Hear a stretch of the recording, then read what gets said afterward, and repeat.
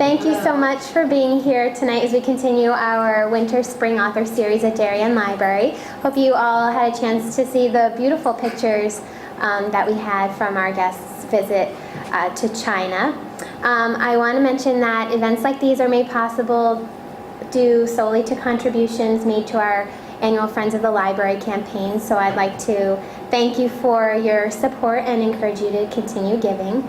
I also would like to thank Marianne Paternity, our very own Marianne. Oh, there she is. Okay, Marianne, thank you so much for all of your help in bringing tonight's program to us. This evening we will hear from an author, a teacher, a mother, a survivor, and most of all, a woman whose personal experiences, humility, and candor are quite an inspiration to us all. In her debut memoir, The Foremost Good Fortune, our guest tells the story of her family's move from Portland, Maine to Beijing, China, while her husband worked on a 2-year consulting assignment. Transplanted to a different culture without knowing the language or the customs, but excited to learn, experience, and try new things, the opportunity was the perfect adventure at the perfect time. Not without the challenges of navigating everyday life in a foreign country, the family experienced joys and memories to last forever. Then one day, our guest learned that she had breast cancer, and suddenly life changed more than she could have ever anticipated. Just released last week, The Foremost Good Fortune has received incredible acclaim for its masterful storytelling through humor, candid insights, and touching exploration of the difficult questions of motherhood, reminding us all of the importance of even the smallest moments in life. Publishers Weekly has given it a starred review, saying the author's writing is, quote, luminous and at once fair and strong. She pulls the reader into her world like a close friend.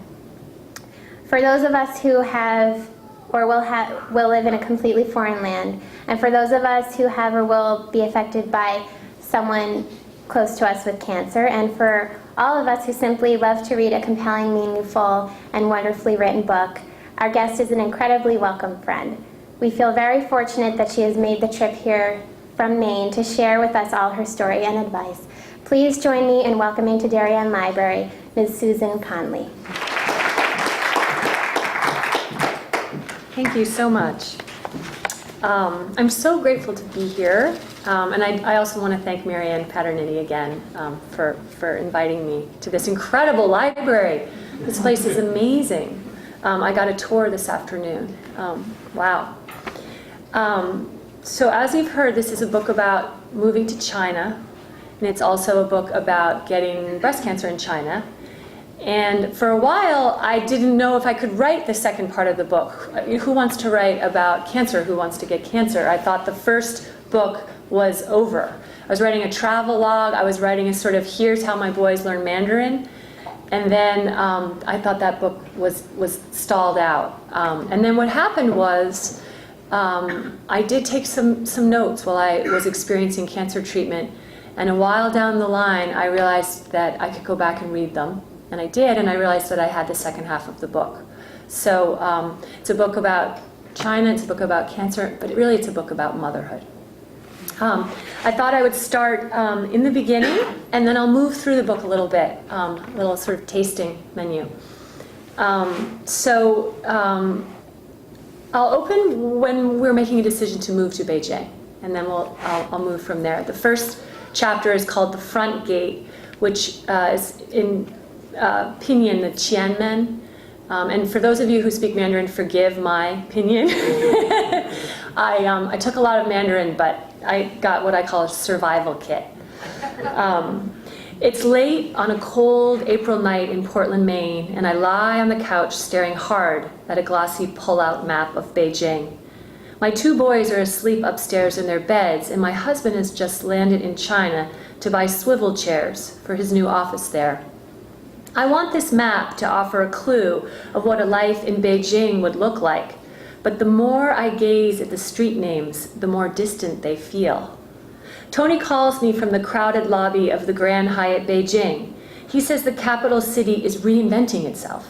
There's so much construction, whole streets he once lived on are gone. I pull the map closer and trace one long Chinese highway with my finger while he talks. The black line winds around the city center like a snake. I can't get a feel, I say out loud and try to laugh into the phone, but the laughter sounds forced. I'm staring at the Forbidden City. It's smack in the middle of everything, isn't it? There's a slight delay on the line, a second of silence that neither of us fills. It's a city within a city, Tony says, with shrimp dumplings so good they may change your life. I close my eyes and listen to his voice. I've been hearing China stories from my husband as long as I've known him. Then I can hear Tony say something fast in Mandarin to someone in the hotel lobby. He has what people in China call pure tones. That means he speaks Chinese almost as if he's lived there all his life. And I don't mean to imply that my husband didn't study his brains out to get a handle on a quadrant of Mandarin's 55,000 characters. But he's good at it in an uncanny way. It's the main reason, really, why I'm still awake at close to midnight, pulling a green wool blanket over my legs, trying to decide if I can transplant my kids to a country where they don't have one friend. It's time I gave Tony some kind of sign. I've been stalling. There's an apartment lease in Beijing, waiting for initials and a work contract. The question is about geography, but it runs deeper. Given the choice, our two little boys would say they're doing fine, thank you. They're 4 and 6 and believe life in Maine means clear oceans and no reason to tinker, no cause to climb on a jumbo jet and fly into the next hemisphere, or to start over in a new school, new city where they don't speak the language. No one has to explain to me that the journey will be about confronting unknowns, the nuanced language, and a history so rich that Marco Polo and Genghis Khan both sharpened their teeth there. But also the unknown of the person I've most recently become, a mother still unsure of her new job description. A nap czar. Who is she? That woman who keeps a pencil drawing of a thermometer taped to the fridge to remind her kids that her temper is rising. You haven't asked, is what I finally whisper into the phone. Tony is confused now. Asked what? You have to ask me to come to China, I say. I need you to ask. Then I smile to myself because I am a person guided by words and he is not. But when he starts to talk, I can't detect even a trace of impatience, and that's how I know my answer. Okay, he says slowly. I'm asking if the 4 of us can move to China. I hear him take an excited breath. I'm formally asking if you'll come. And that's when I hear myself say yes. Yes to the cultural zeitgeist that living in China the year before the Olympics will surely be. Yes to the exit from Tony's commuter flight life. Yes to all the unknowns that will now rain down. Because that one small word sets our family in motion. A month later, I resign from the creative writing lab I've been running. We rent out our Portland house and truck old high chairs and baby strollers and frying pans to a storage facility. Then we ship boxes of rain boots and soccer balls and early readers on an airplane to Beijing. What unfolds in China is the bounty we hoped for. The universe is much bigger once you leave New England. We're meant to grow as a family in that way you hear Americans do when they head east. To become bigger risk takers and deepen our connections to one another. And we do. We eat jiaozi and baozi and brown pickled tea eggs. We drive the crooked hutong alleys with screaming taxi drivers and climb remote mountains on ancient horses. What's more, the boys and I learn how to speak some Mandarin. Tony just dusts off a few vocabulary words. But what happens while we're there is that one of us gets cancer, and it turns out to be me. This is my excuse for why I haven't held on to more Mandarin grammar. For us, cancer becomes a story within the China story. And China and cancer are both big countries, so there's a lot to say about each. So now it's 2006. We've been in Beijing for about 3 days, and it's a very hot September day. I wake up in my clothes. It's Saturday, and I find the boys and Tony sitting on the floor in our living room. The 3 of them sweat in the early heat and eat bowls of instant oatmeal I've brought from the States. I can count over 100 skyscrapers out the window without turning my head. Tony sees me and jumps up. Get your flip-flops on, he says. I'm taking you for a walk in old Beijing. Outside, a small group of men and women is ballroom dancing in black dress shoes next to the stand of poplars in the hutong. Scratchy waltz music plays from a black tape recorder set up under a tree. Ni hao, Tony calls out. Two of the women smile at him. They look like they're having fun. Zhao sheng hao, he says to two older men pointing bamboo fishing poles into a pond, and they grin. The boys run ahead of us, repeating, ni hao, ni hao. Tony is almost giddy with being back in China. It was no simple thing to orchestrate our move here, and he feels the relief of landing us here, work, visa, and all. He takes my hand and we jog to catch up with the boys, then turn down an alley into a market of food stalls and live animal hutches. There are rabbits for sale and turtles and lots of chickens. A crowd of people moves through the merchandise like a small herd, no lining up. The idea seems to be to shove your way to the front and begin yelling. But the sky is blue and so clear I can see the ring of sloped mountains beyond the city. From here they look earth-colored and inviting. Maybe they got the air pollution thing in China all wrong. Great big rafts of cumulus float by and the sun shines on the tall willows in the park beyond. We pass 5 stalls with open walks and set up on the sidewalk. The plastic tables are different colors and they come up to my shins. The stools are smaller and the adults perch half on their bottoms, slurping noodles from white bowls. We sit at one of these tables fit for preschoolers and Tony calls out for the waiter. Everywhere we go in Beijing, there's an epidemic of soft drink consumption. And now the boys beg for Cokes. We're breaking all the rules from home, and it's exhilarating. Fu Yan, Tony yells again, and then louder. I cringe at my husband's moment of American imperialism. He's usually so low-key. That's when Tony tells me that the only way to get a waiter in China is to yell. There are no menus, and what you do is get the attention of someone who looks like they work here and ask them what's good to eat. They won't come until you scream, Suze. It's the custom, he says. And sure enough, a teenage boy jogs over and he and Tony begin a shouting match about which dumplings are best and if there are some with shrimp, not pork. Aiden hears the word shui, which means water, and he says Sprite. At least can we have Sprite? If we can't have Coke, then Sprite. I look at Tony and I am perfectly willing to give in to Sprite for breakfast. It's a heady feeling to think we're going to live in this city for at least 2 years. Where will we buy toothpaste? How will we find a way to feel like we belong? I want to mark this moment somehow, the 4 of us sitting in the alleyway for the first time waiting for dumplings. Because time is already moving ahead. I can feel it. Winds of change are sweeping through Beijing while we decide whether to have soda for breakfast or not. Give them soda, I say to Tony. Soda will be our friend this morning. Aiden puts his head in my lap and begins to count in Chinese. If you can get from 1 to 10 in Mandarin, then you're on your way to 100.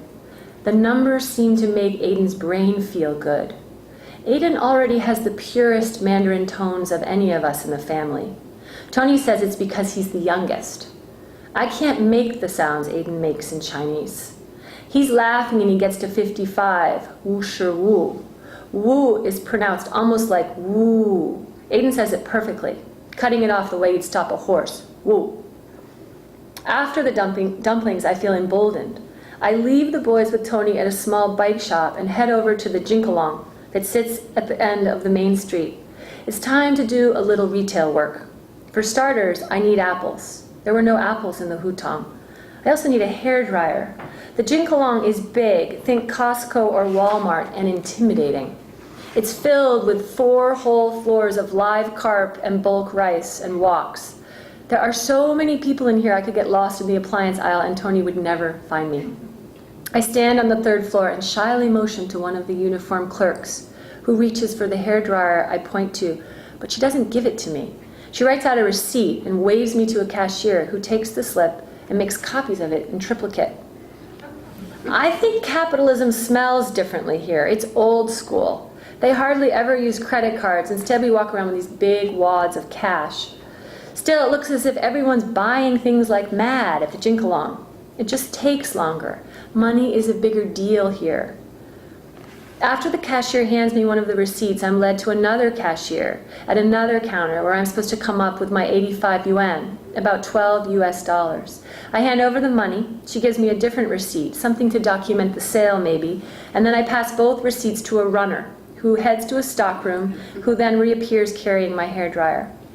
This has taken 3/4 of an hour. Then I make it to apples. I would like to buy a dozen to keep in a bowl on my new kitchen counter. The boys have been asking for apples all week. There's an old man looking at the oranges who has a small bird in his jacket pocket. I can hear it chirping.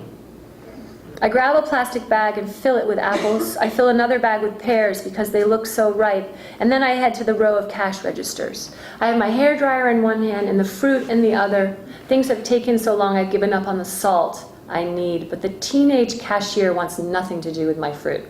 She keeps pointing to the back of the store, way, way back, to some hinterland where they must have a scale that I won't be able to use because the directions are in Chinese. I smile at the checkout girl. I will her to show a little empathy, to see that I'm reaching here, stretching. I'm going to learn the language, but for now I just need this nice girl to ask some other nice person to help me weigh my apples. But the girl does not smile back. She stares, and that look is hard and impassive. She tells me something fast again that sounds important, probably about how I'm wasting her time and would I please go weigh my apples myself. More people stare. I would stare too, flustered foreigner with a big bag of unweighed apples. I think I'm closing in on my first Beijing cry, and so I walk. I leave the apples in their clear plastic bag on the metal checkout counter, and soon I'm just a figment of that checkout girl's imagination. I'm at the automatic doors, and I'm on the hot sidewalk, blending in with the motor scooters and the rickshaws. So I thought I'd jump now to a chapter that shows sort of what happens, and I'm sure many of us have taken our kids out of the country and plopped them into new contexts and seen what happened. Mine didn't have any sort of really clear articulations of their stress, but the stress manifested in all kinds of fascinating ways. And I was, at that time, like a scribe. I'd sort of run around writing down everything that they were doing and saying, trying to show a lot of empathy, too. This one is called The Great Wall is Older Than Johnny Cash. The next week is when Thorne, he's the 6-year-old, starts singing. It's early September, and he walks around the apartment belting out songs in falsetto. I'm trying not to worry, but now that I've noticed, it seems like he sings all the time. During breakfast and while we played Monopoly, he can't seem to stop. He mostly sings patriotic American songs. America the Beautiful and Battle Hymn of the Republic, which makes it weirder. I'm not making this up. Thorne's first grade teacher, Deba, is from Bangladesh, and she's calling this singing a delayed response to moving to China. She's calling it spillover stress. Today, Thorne repeated the opening of the national anthem at least 10 times at breakfast. Oh, say can you see by the dawn's early light? It's like watching an involuntary tick. He has different registers for different songs. He also sings with a vibrato and a wavering operatic soprano. We can't get him to stop, except it has to stop, because it's driving us crazy. Tony cooks a stir-fry in the wok he's brought from the States. He finds it relaxing to slice garlic and chop broccoli florets.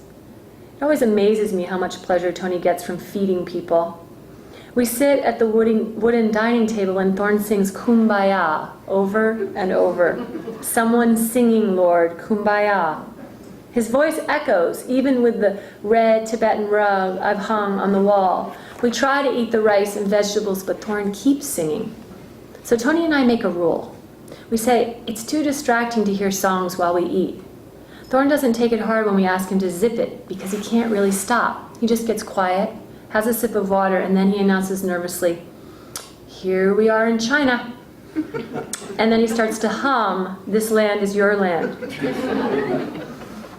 Aiden, the younger one, has turned to music in a different way. For Aiden, there's one song and one man. His name is Johnny Cash. Aiden has been playing Ring of Fire over and over for days. I put a salsa CD in, and he puts the Johnny Cash back in. I put in Van Morrison. By the time dinner's done, Aiden's won again. What he does is he presses the button on the CD player until he reaches song number 15. And then that upbeat tempo kicks in. It's like a marching band at first, and then it moves into mariachi. Love is a burning thing. Aiden cannot get enough. He sings along to every word. I fell into a burning ring of fire. I went down, down, down, and the flames went higher. Just before bedtime, I hear the song again, and I walk into the living room to find my son lying face down on the floor near the speaker. What is a ring of fire, Mom? And did it burn Johnny? I deliberate for 6 seconds, and then I say, Johnny Cash was having a hard time in his life. He was in love. He was not in an actual ring of fire. So Johnny Cash's life was not on fire? No, I say, and I pick my son off the floor and carry him to bed. Will you stay with me, he says. He's been angling for this every night since we got to Beijing. I don't like to be alone, he says. He sleeps on the bottom bunk in his room, and often this month I've given in and climbed up the narrow ladder around midnight and crawled under the blankets. He always says he wants to know I'm there. During the daytime, he and Thorne hit tennis balls in here and kicked drop shots against the concrete walls. It's the nighttime that gets to Aiden, when his room morphs into a dark zone. I'll check on you in half an hour, I say, and I kiss him on the forehead. Good night, my sweet. He opens his arms for one last hug, and I leave him without daring to ask if he feels like his own life is burning in Beijing. And now we're going to move through a whole lot of the book, and we're going to sort of come out the other side of a cancer diagnosis in Beijing, a surgery in Beijing, and a kind of cultural collision of how the Chinese doctors that I was seeing were responding to breast cancer. It's just not an epidemic there yet. So it didn't sound the kind of alarms that I think a doctor here might have sounded had I arrived. That's all in the book. But what's kind of nice about this story is that our family comes out the other side. The story has a happy ending. And there's a lot of pathos and there's a lot of humor and whole lot of sadness when a family constellation is affected by cancer. And I'm sure many of us in this room know that. I can only speak for myself, but writing this book was such a gift because it was so cathartic for me. So I feel really lucky. And I'm going to read now one last chapter. This actually appeared in the New York Times Magazine, so forgive me for that, but it was much shorter. And now this is sort of like the full cut, not the abridged edition. It's called Starter Buddha, and it's all about what happens when you face disease and you feel like you need just a little help to ward off the evil spirits afterwards. On Sunday, I tell Tony we need more help at the apartment. Some kind of Chinese talisman to ward off the leftover cancer juju. Because there's too much talk between the boys about my disease. Too much brooding on life and death, don't you think? I ask Tony, and he nods. I suspect he would agree with just about anything I said at this point. I think maybe a Buddha head is what we need, I say, and he nods again. Maybe he looks slightly resigned to what the coming day will bring, but he doesn't complain once. No, he seems entirely game. I think he's trying to humor me, trying to see me through to a healthier place where I don't have so much anxiety or wake up on Sunday mornings needing to go buy religious artifacts. It's a mild morning in October in Beijing, and our kids are at double playdates. How often does it happen that Tony and I are alone together on a weekend in China? Almost never. And since we've made it through the circus that was our summer of cancer treatments and trips to hospitals to meet different flavors of doctors, it seems natural to me to get ourselves to the biggest flea market in Beijing. The first one we see is a beautiful Buddha from the shoulders up. He has a large round head carved from some kind of pale wood, and he's been covered in white plaster of Paris, which smudges on my fingers when I touch his ear. He's really only a head, with long, impossibly wide eyes and full rosebud lips. There's no body to speak of. I like him. And I can tell Tony does too, by the way he stopped in the crowded aisle to stare. That's a pretty cool face, Tony says. We're surrounded by Chinese antiques, the detritus of a city embracing free market enterprise. There are rows of 1950s Mao wristwatches and red and black feng shui meters, There are brightly embroidered Tibetan booties and slim communist-era metal cigarette cases. You can buy tea-colored calligraphy scrolls and vintage Cultural Revolution posters of the Long March. You can bargain over wooden mooncake molds here and the earliest Chinese radios and glass mirrors with etchings of the imperial family. You can bargain over anything. So perfectly natural that Tony and I chose to come to this crazy place full of Beijing's cast-offs, because we're in need of some kind of help here. A statue of an animal god or a torn Tibetan prayer flag to take back to our apartment and help keep watch over the cancer with us. That's what we're doing now. Every day without having to say it, keeping watch, making sure it doesn't come back, making certain it doesn't destroy the time we have together. We are knocking on wood. We are eating our fruits and vegetables. It's a long, mostly invisible vigil, one that I hope lasts until we're old and gray and have forgotten the cancer. But that's why I motion impulsively to a man in a black polyester sports coat who looks like he may own this big Buddha head. The black sports coat says in English that this Buddha is old, very old. 4,000 Chinese RMB old, to be exact, and also heavy. Getting him off the table isn't easy, but the black sports coat and a friend are able to move the Buddha to a small metal cart with wheels. Then I kneel in the dirt and rub the top of the Buddha's head with my hand. Very old, the sports coat says, very beautiful. It's important to remember that most things at this market are very old at first, and almost double the price they should be. The market's name is Pa Jiayuan, but locals call it the ghost market. Long before free markets were legal in China, vendors would bike here and set up in the dark to sell. Then they'd disappear like ghosts when police came around to shut them down. The black sports coat keeps motioning for Tony and me to sit on two small collapsible stools he's brought out for us, but we stay standing. To sit on the stools would mean we are ready to concede that we want the Buddha. It would mean we are prepared to negotiate a price, but we're not. Because negotiating in China is a hard-learned skill, an art, really, one that Tony and I sorely lack. He and I both know 4,000 RMB is too high a starting point for the games to begin, but we have no idea how low a price to counter with. Soon there are 10 people standing in a circle around Tony and me while we stare at the Buddha. It's often this way at the market. I show an interest in something, and the Chinese gather around tightly to see how much the foreigner will pay. I am not prepared for a crowd, Tony whispers to me, and then tries to take a step back. And we're not sitting down, he says. I repeat, do not sit down. Nor are we buying a fake Buddha head for $700 US. I'm with you, I say, and I nudge my way back through the small gathering. I'll admit I know next to nothing about the prices of Buddha heads. Big Buddha heads, Tony says. Too big, because this Buddha is large, very large. We don't need this Buddha. What we need is a starter Buddha, a Buddha we can afford. Okay, I say, and I turn down the aisle toward a cluster of Tibetan teenagers selling wooden altar boxes. Their stalls are right next to those of several Han Chinese women selling identical metal Christmas tree ornaments. Nearby, the Uyghurs have cornered the market on fake fur, tiger and leopard and bear. At least I hope the pelts are fake.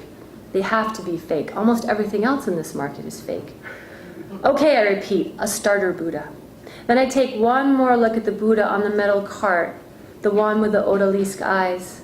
I must gaze too longingly, because that's when Tony takes me by the elbow and says, the #1 purchasing rule in China, do not stare at the object you're hoping to buy. Do not show emotional interest of any kind. Then he leads me down an aisle of darkly woven Mongolian carpets and calls over his shoulder to the black sports coat that we're going to go look at some other Buddhas. Cheaper Buddhas, Tony says in Chinese. We see many other Buddhas over the next hour. Some are made of hard stone and stand with their legs under them. Some are wooden and kneel in prayer. Several raise their right arm to offer blessings. All of these Buddhas are painted and sanded and burnished to look like antiques. But when I press the teenage vendors, they tell me the statues were bought at a factory in Pingyao and are selling for about 300 RMB each. In other words, they are starter Buddhas. But the Buddha head I love, because I do love it now, is still sitting on its metal cart in aisle 5 when we walk past again. The black sports coat comes running from a small card game over in aisle 6.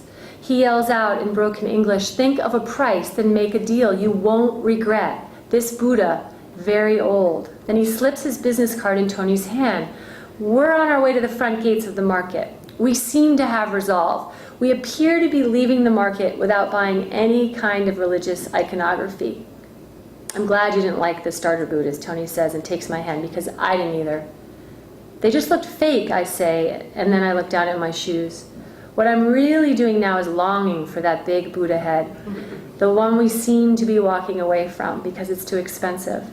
And who ever heard of paying 45 RMB for something that was probably made to look old in a Beijing factory yesterday, Tony says. I squeeze his hand, but I don't say anything.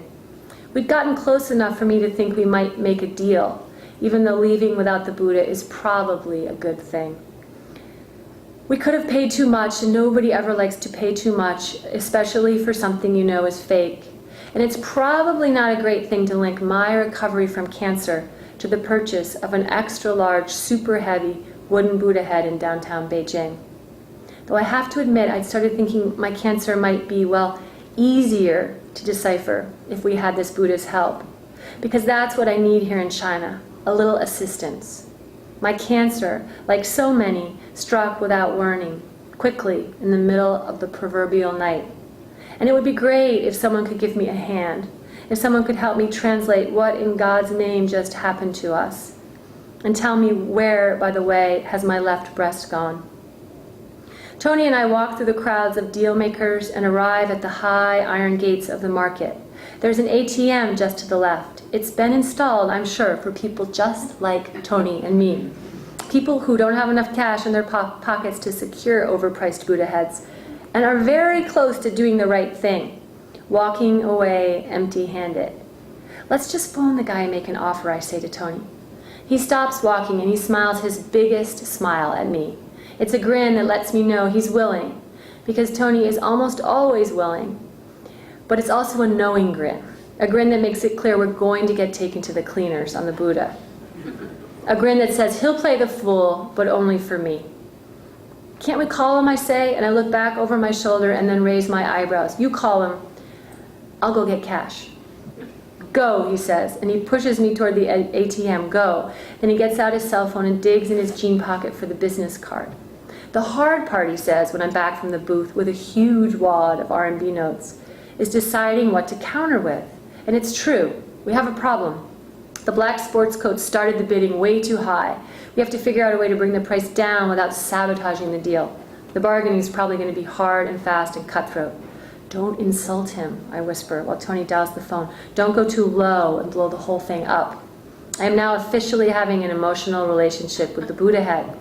I've convinced myself that getting this is going to change things for me. It's going to slow things down, for starters, because life has been moving way too fast since that morning last April when I found those lumps in my breast. Life has been racing, and now I'm trying to catch up. The Buddha head is going to remind me of things.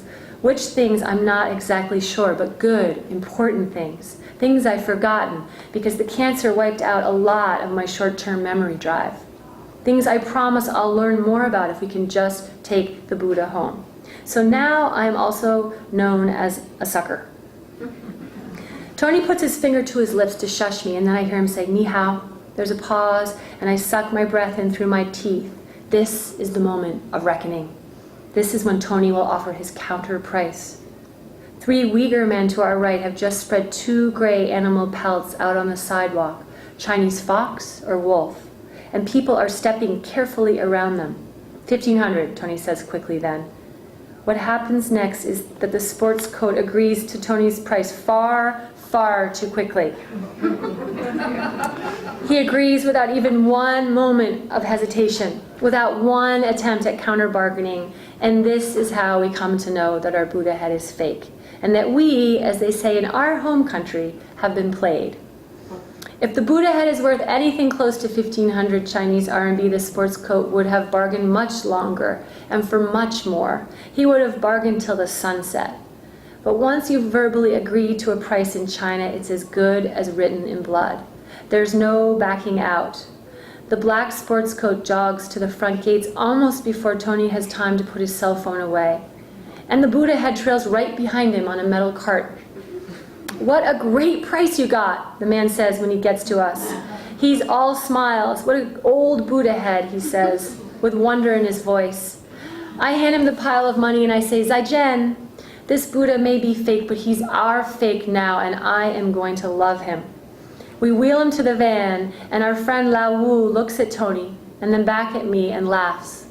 Lao Wu says in English, so he's perfectly understood, "You know it's fake, right? Fake." Tony and I don't exactly answer. We all three lift the Buddha up and gently place him in the back of the van, carefully, because he's fragile and he could break. Then we drive the pickup truck to the boys' friend's apartment complex. Thorne comes out to the driveway from the tall revolving doors, and I take him to the back of the van. "We have a new member of our family," I say. "Meet the Buddha." Thorne stares through the glass and then rolls his eyes and says, "Mom, I don't believe in gods. Remember? No gods." "But the Buddha was a man before he became enlightened," I say. "He's different than a god. You'll grow to like him. I know you will." And then it hits me, standing outside the van in that hut parking lot, that buying this Buddha head is its own act of faith. It's about choosing to walk on the side of the road where the sun shines. It's about hope. But I don't breathe a word of this to any of them. I watch Aiden peek in the back window of the van. He grins at the Buddha, and the Buddha smiles back at him. Then Aiden asks, "How old?" 100 years, Tony answers and squeezes my hand. He's at least 100 years old. Aiden pauses then, does the math in his head, and then he says, "Guys, that is really cool. That makes him the oldest member of our family." And that's where I'll end.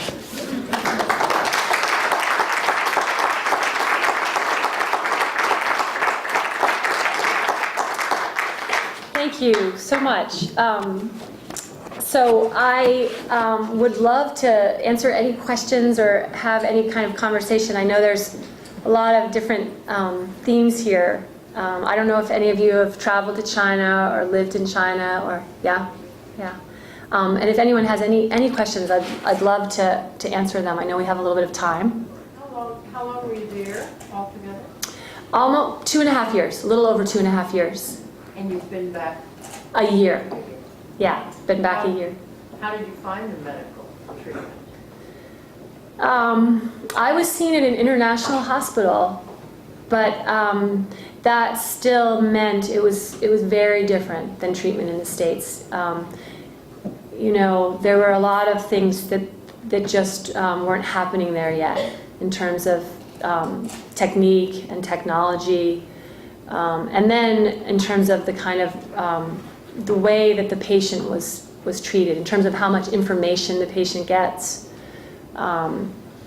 So there's a moment in the book where that kind of cultural collision really happens. And my Chinese surgeon, who didn't know how to do fine needle biopsies, said, "You go home, you go home." And he was a wonderful man, but he just hadn't needed to do this yet.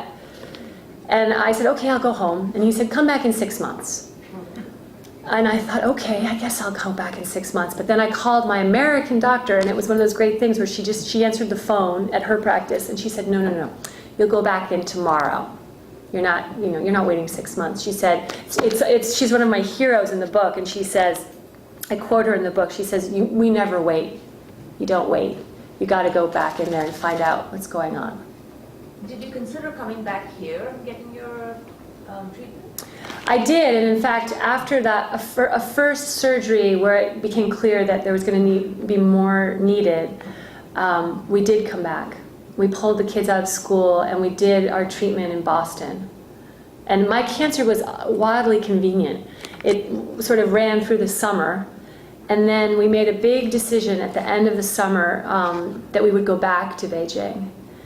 I'm sure for any of you who are survivors or are friends with survivors, something that's become so clear to me with all of my survivor friends is You get through treatment, and you think you should be doing cartwheels. You're done. And then that's when the fallout can be. That's when you can sort of flatline. So I got to Beijing, and really that was the way to keep our family together. That's where my husband's job was. And I came with a duffel bag of meds for various things that I was doing. And I didn't have any support system.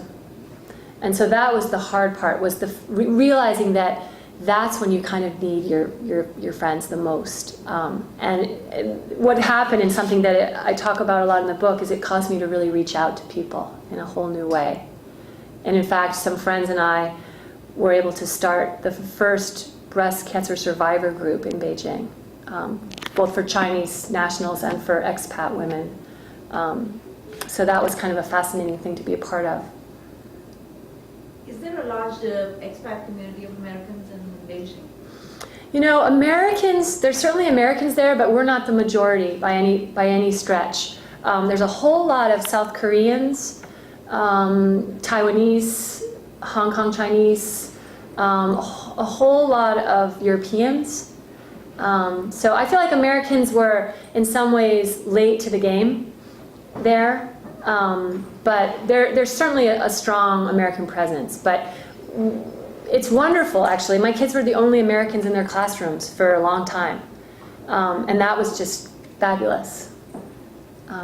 Yeah. I lived in Singapore, and there was a huge American expat community. There's an American school, and it's so organized. The American Women's Association was a very strong. Yeah. I think that it's changing so fast in Beijing right now, but 4 years ago when we got there, no. Yeah. Any other questions?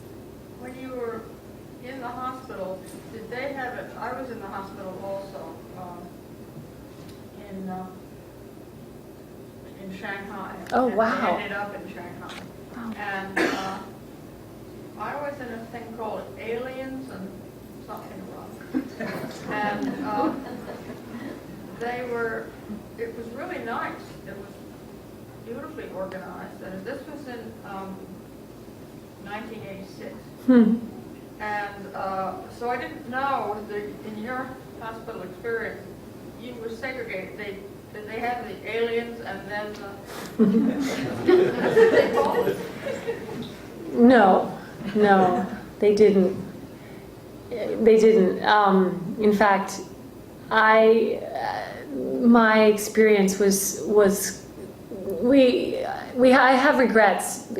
Nothing would have turned out differently, but having that first surgery in Beijing was wildly surreal because it was all happening in Mandarin, and then they had me in a holding pattern in a room with this very sweet, very upset little Chinese boy who was also a patient. So the two of us were in this sort of room with a curtain together. My kids were at home, and he and I were together. And then the doctor came running back in and said, this is when things got a little crazy. He said, okay, it's malignant, so now let's go back in and do a mastectomy right now. Oh my God. And that's when we said, I think we're going to leave now. I think we'll go home. So you can see that it's just a whole different, and the unfortunate thing about that, and I think that this is the case for a lot of patients, is if you can find a doctor that inspires hope and confidence and slows it down, there's no need to mad rush. So that's what we did. We slowed it down. We came back to the States. Yeah. Susan, how much of this all did you share with your children when you were going through this? Yeah. Early on, I was trying to keep it from the kids. I'm sure that we've all tried different techniques like that. And it really wasn't working. And I met this great doctor in Boston, this fabulous woman who said, gosh, you look really tired. It must be exhausting to be dealing with cancer and lying to your children. And I said, yeah, this is getting to be really a lot. And she said, well, you get one lie to use with your children about cancer, and you've already used yours. One chit. So she said, why don't you go back home and try telling them what's going on. And I did, and the world didn't stop. And then we just started answering their questions with as much information as they needed to have it work for them. And the biggest question was, and this is just my story, I know all of us have our own story, but my kids just wanted to know that I was going to live. That's really what they wanted to know. And that had been predicted. This wonderful doctor said, once they find out you're not going to die, they're not going to really care about it. And they were 4 and 6, so they didn't really. They moved on pretty quickly. In fact, what's for dessert anyway? That doesn't mean that cancer isn't very much part of our conversation now. It comes and goes. In fact, Thorne is very aware of this book, and I had an experience just 2 weeks ago where I realized that he doesn't really get what this book is. He thinks this is a book about us moving to China, and I got a review. In fact, Oprah magazine came, and the book was in the magazine, and I was so excited because it was a moment to say, Mom, this is Mommy's book, it's real. And I raced over to the counter and I showed him the review, and he read it and he said, why have you written a book about your breast cancer? And he was just shocked, and he's known about it all along, but I think he's sorting it out. So we had a really good talk about how this was a great thing, because then other mommies could talk to their kids about cancer, and maybe it would make it easier for other families. And he was very cool with that. He was cool with that. So. Is he still singing? Yes, he is. He's still singing. In fact, there's an epilogue to the book where we're back in the States and everything is happening again.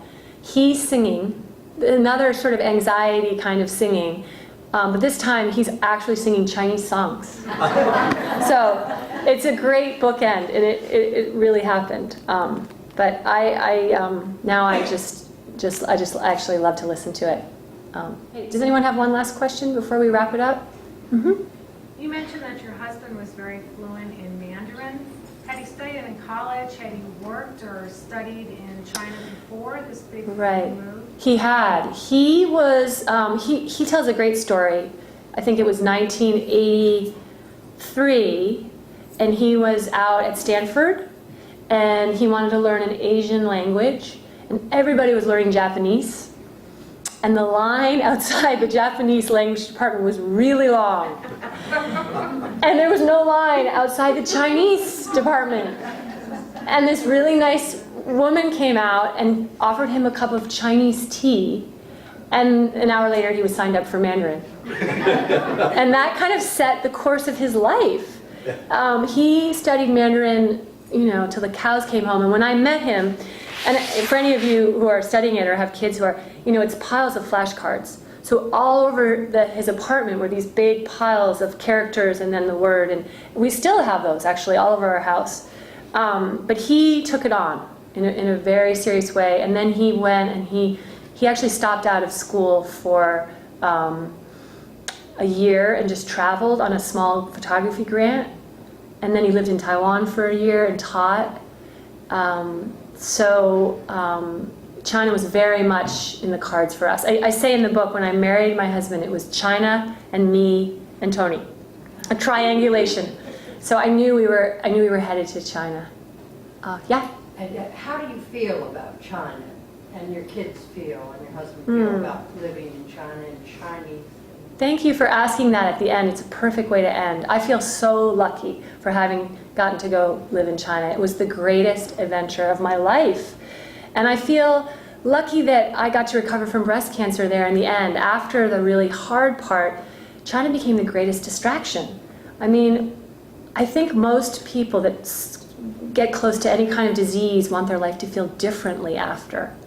This is what I have found, is that somehow something has to shift. And there I was in China, riding on ancient horses and in rickshaws and in trains, and my life looked so different.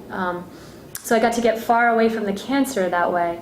And this book is in a way a love letter to China and to the incredible people we met in China. Just the friends that we made in China. We're going back. My husband still works in China, so he goes back every 2 months, and we will go for most of June and reconnect with a lot of our friends there. So it's an incredible, fascinating, dazzling, epic country.